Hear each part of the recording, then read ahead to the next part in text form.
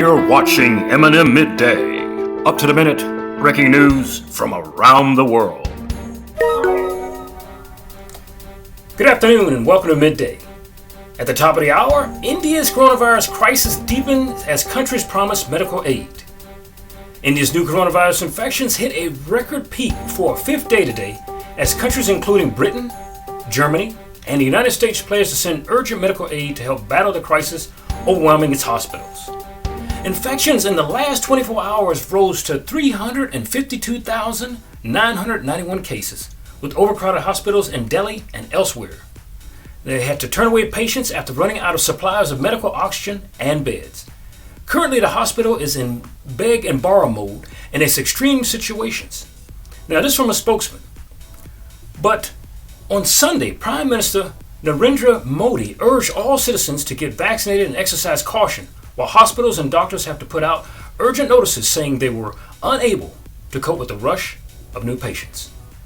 In some of the worst hit cities, including New Delhi, bodies were being burnt in makeshift facilities offering mass services. Television channel NDTV broadcast images of 3 health workers in eastern state of Bihar pulling a body along the ground on its way to cremation as stretchers ran short.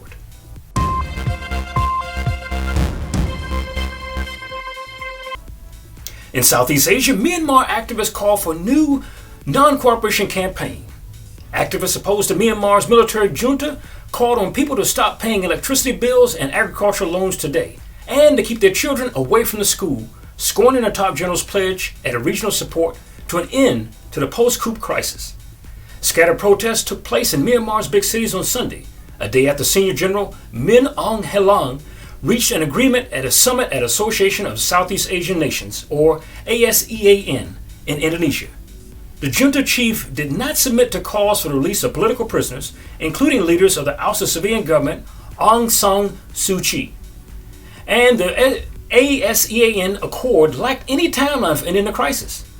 An activist monitoring group says 751 people have been killed by security forces as the general unleashed lethal forces in the face of sustained protests against their February 1 coup.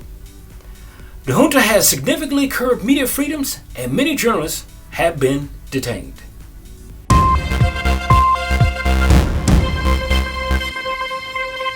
On the European continent, UK denies that Prime Minister Boris Johnson said, "Let the bodies pile high." A British Prime Minister today flatly denied a report that Prime Minister Boris Johnson said he would rather bodies piled high in their thousands than order a third social and economic lockdown to stem coronavirus infections. Johnson is facing a stream of allegations in newspapers about everything from his muddled initial handling of the COVID-19 crisis to questions over who financed the redecoration of his official apartment. The Daily Mail newspaper cited unidentified sources as saying that in October, shortly after agreeing to a second lockdown, Johnson told a meeting in Downing Street, "No more fucking lockdowns. Let the bodies pile high in their thousands." Now, Defense Secretary Ben Wallace told Sky News it's not true. It's been categorically denied by practically everyone, and added that Johnson was focused on a COVID-19 response.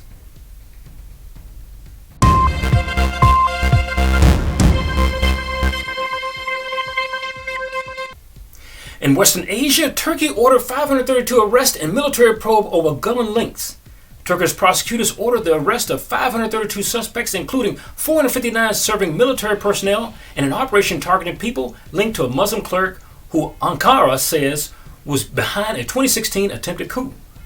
The investigation was being conducted in 62 provinces as part of a sustained crackdown against the network of a U.S.-based preacher, Fethullah Gulen. Now, more than 250 people were killed in the failed coup in 2016. Now, Gulen denies any involvement.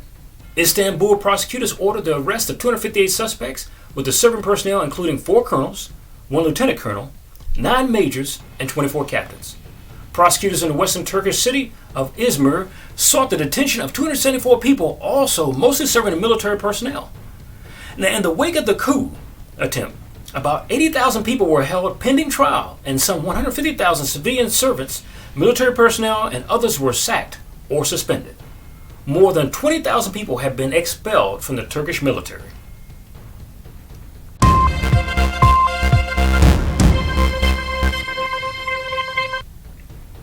Near the Arabian Peninsula, Yemen's Houthis fire a drone at Saudi military base, says spokesperson. Now, Yemen's Iran-aligned Houthi movement launched a drone attack on military base in southern Saudi city of Qammas, Mushati at dawn today. There was no immediate confirmation from Saudi Arabia, which is leading a military coalition that has been battling the group for more than 6 years. The Houthis were ousted the Saudi-backed Yemen government from power in the capital Sana'a in late 2014 and have reportedly launched cross-border drone and missile attacks on the kingdom. The Saudi-led coalition says it intercepts the majority of assaults.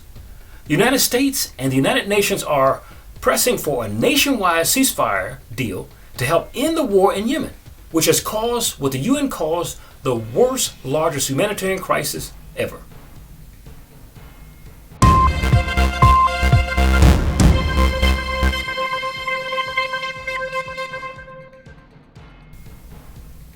And finally, entertainment.